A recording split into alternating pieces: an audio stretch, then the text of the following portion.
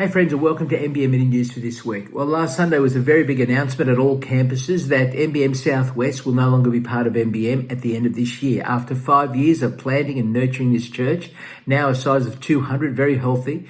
It was always a church plant. It was always going to be a question of when, not if. In fact, they say probably 2 years longer than I thought they might.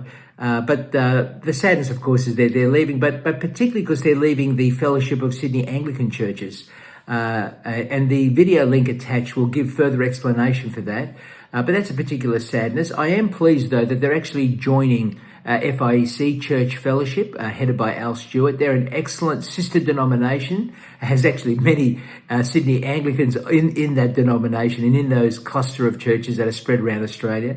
So they're in good hands, let me tell you. But nevertheless, it's a grief, and we do pray for them. And if you have any questions or concerns or anything that comes to you, please come and don't hesitate to ask me when you see me personally or via email. And I'd love to address and hear any questions or concerns you may have.